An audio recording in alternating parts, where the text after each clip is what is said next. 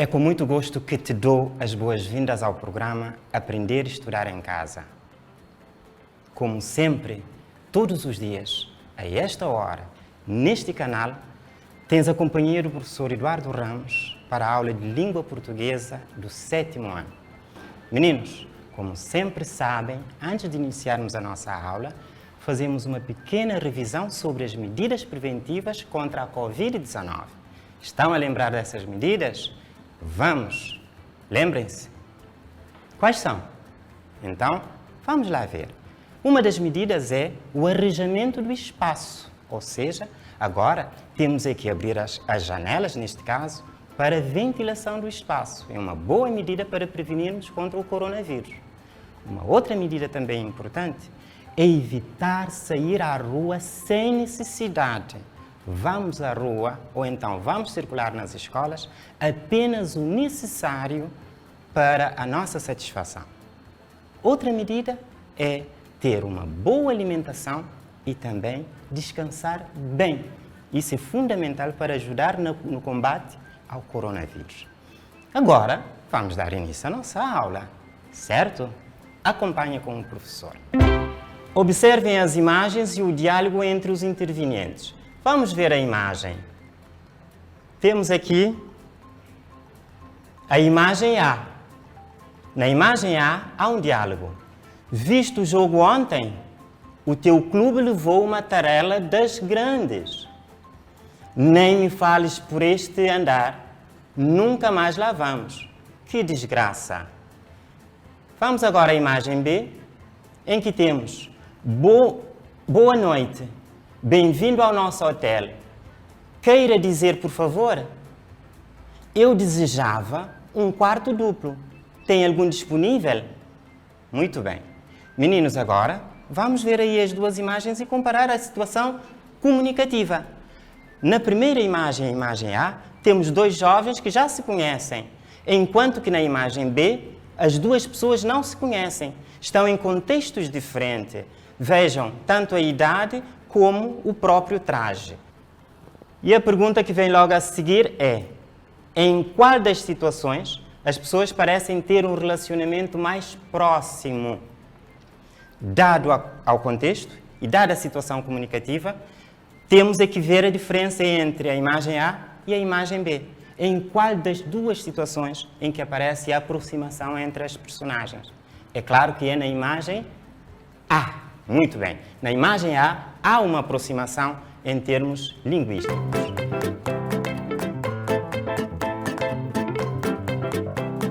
Vamos trabalhar o gênero textual, neste caso vamos dar ênfase à carta, vamos falar da carta formal e as suas finalidades, vamos ver as características da carta formal, vamos também ver a estrutura e o exemplo de uma carta formal, as formas de tratamento para as diferentes entidades ou personalidades. Este é o conteúdo para a aula de hoje. Meninos, para começar, temos que saber o que é isso de carta formal. Vamos lá ver? Conceito é uma carta escrita e dirigida a alguém desconhecido ou com quem não se tem uma relação próxima, a uma instituição pública ou privada, entidades ou figuras públicas de alta classe. Por isso, há uma necessidade de utilizar uma linguagem formal. O que quer dizer, é preciso ter muita formalidade, muito cuidado, que vamos ver no decorrer da aula de hoje. Além disso, obedece uma estrutura própria, como forma de demonstrar o respeito pela entidade ou instituição, neste caso. Agora, vamos ver qual é a finalidade da carta formal. Quando nós utilizamos uma carta formal? Em que contexto? Vamos ver. A carta formal cumpre várias finalidades comunicativas. Quais são elas? Temos a apresentação de reclamação ou problemas que precisam ser resolvidos. Quando temos um problema a resolver, fazemos uma carta formal. A apresentação de candidatura para a vaga de emprego. A partir do momento que tiverem a idade para isso, vão precisar de uma carta para o emprego. A informações ou esclarecimentos sobre determinados assuntos. Quando as coisas não estão bem, pedimos esclarecimentos. De igual forma, quando nós precisamos de pedir um aumento ou qualquer coisa do tipo ao nosso superior, recorremos à carta formal. Também trocamos informações comerciais caso nós precisarmos. Para terminar, por enquanto, podemos também fazer um convite, porque há várias outras situações comunicativas em que temos a necessidade de recorrer à carta formal. Agradecimentos por uma ação realizada, relatórios de trabalho, por aí além, como disse há bocado. Agora, a carta formal apresenta um conjunto de características, ou seja, algo que determina se a carta é formal ou se a carta é informal. Para isso, vamos conhecer essas características. Quais são? Utilização de uma linguagem cuidada e respeitosa, que implica o uso de fórmulas de saudação e de despedidas específicas, variando conforme a relação com o destinatário. O vocabulário é selecionado. Claro que o vocabulário não pode ser qualquer um, porque a carta formal exige isso. As frases são mais elaboradas e o tom é cordial, ou seja, aqui temos que ter muita cordialidade na forma de tratamento. As formas de tratamento, conforme vos disse, são sempre formais. Tem uma função específica, claro, em função da nossa necessidade, vamos fazer a nossa carta. As informações são expressas com precisão, não é preciso dar muitas voltas para dizer aquilo que nós queremos. Deve obedecer cuidadosamente às regras de ortografia, isso é fundamental para a nossa carta, não pode conter erros. De igual forma, a carta formal também tem a sua estrutura. A estrutura da carta formal não é igual à estrutura da carta informal que vimos na aula passada. Estão a lembrar, não é? Muito bem. Quais são essas estruturas? Obedece à estrutura própria, mais ou menos fixa. No entanto, pode haver algumas alterações de acordo com a finalidade da carta. Ou seja, na carta formal pode variar a estrutura de uma para outra consoante a situação, certo? Por isso é que se diz aqui que é mais ou menos fixa.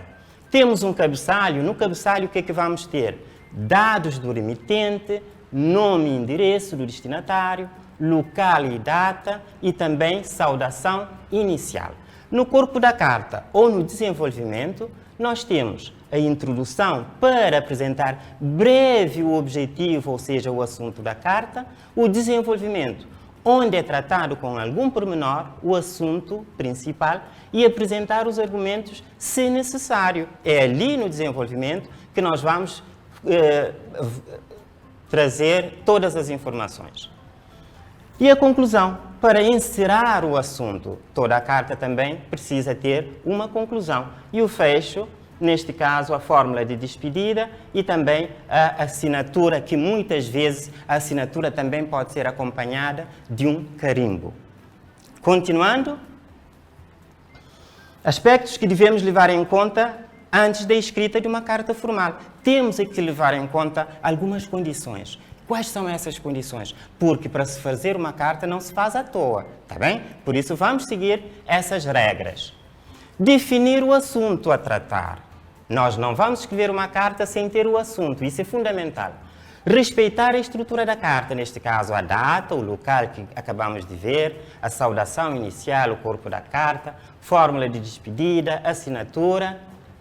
Utilizar as formas de tratamento adequadas ao destinatário. Já dissemos que é uma carta formal e a forma de tratamento também terá que obedecer a essa regra.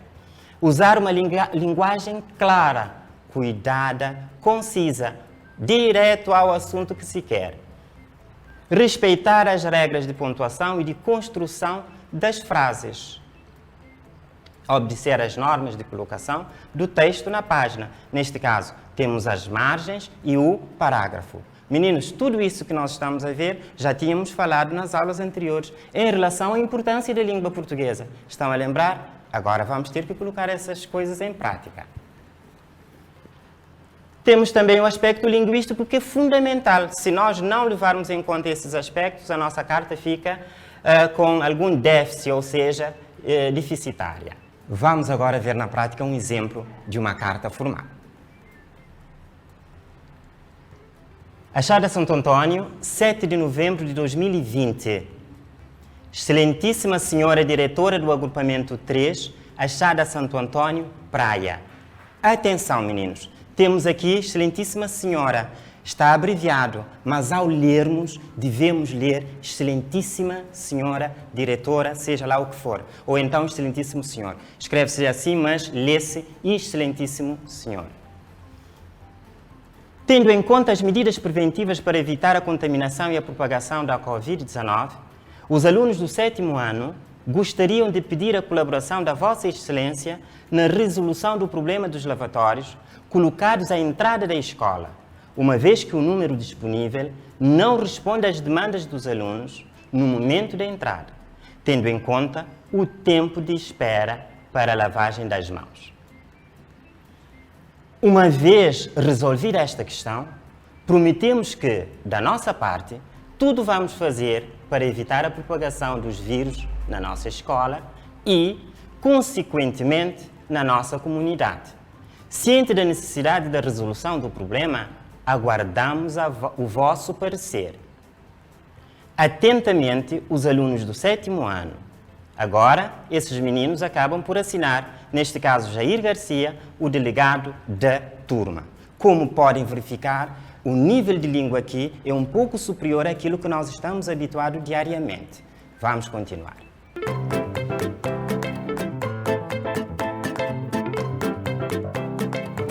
Exercícios. Após a leitura do texto, indica local e data, remitente, destinatário, saudação inicial, fórmula de despedida. Tudo na carta. De igual forma, qual é o assunto da carta que acabamos de ler? Quem foi o representante dos alunos que assinou a carta? Como bons alunos que vocês são, essas perguntas são fáceis. Então, vamos às respostas? Vamos.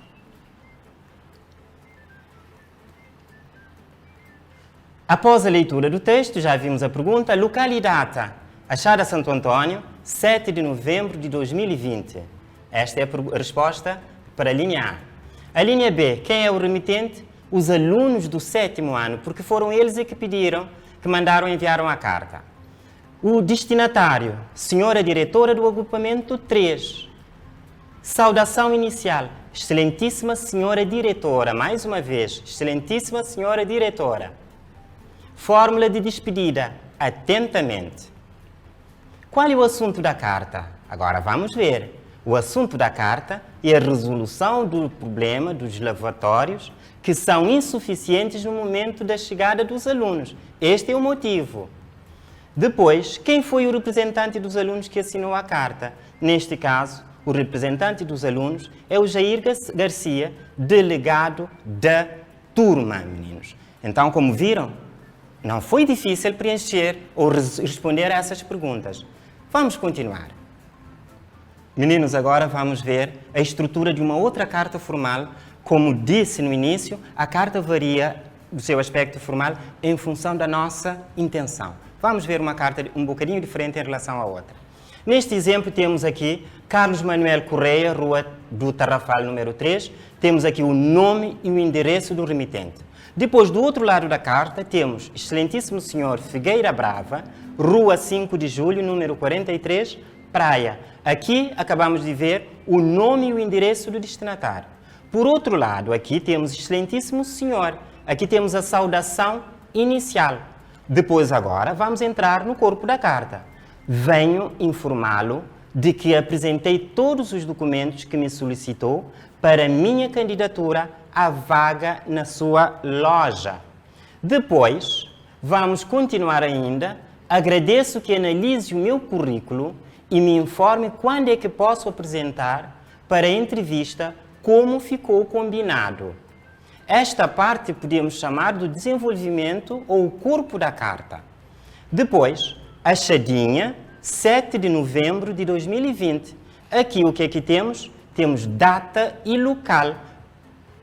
Também temos aquilo que nós podemos chamar da assinatura do remitente neste caso, ou seja, a pessoa que enviou a carta. Meninos, acabamos de ver agora a estrutura da segunda carta. Agora vamos continuar. As formas de tratamento para as outras entidades. Aqui vamos falar dos pronomes de tratamento, fórmula inicial, entidades, fórmulas de encerramento. Vossa Excelência, temos ali a abreviatura, nós utilizamos para as altas autoridades, Presidente da República, ministros, deputados, embaixadores. Também para Vossa Santidade, quando estamos a utilizar a situação para Papa, Vossa Santidade. Para caso dos juízes, meritíssimo juízo, para referência ao juízo dentro do processo judicial. Vossa Magnificência, neste caso para reitores de universidades. Vossa Majestade ou Vossa Majestade Real, neste caso para reis e rainhas. Meninos, na carta formal temos várias entidades a dirigir. Em função dessas entidades, temos as formas de tratamento que nós utilizamos.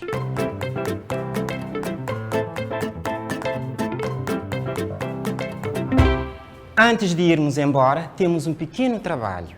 Qual é o trabalho? O trabalho consiste em redigir um convite para a tua festa de aniversário dirigido a um colega que consideras amigo da turma, ao teu professor ou professora preferido. Neste caso, já sabem, estamos em duas situações diferentes, em que para o teu amigo já sabe qual é a carta que utilizas e para o professor ou a professora preferida também já sabe. Mas, tendo em conta o contexto que nós estamos, de momento, a nossa carta fica no caderno. Por enquanto, vamos guardar. Quando estivermos em condições de fazer convites para festas, vamos tirar do nosso caderno e enviar às pessoas. Combinado? Mas deixa o teu professor ver.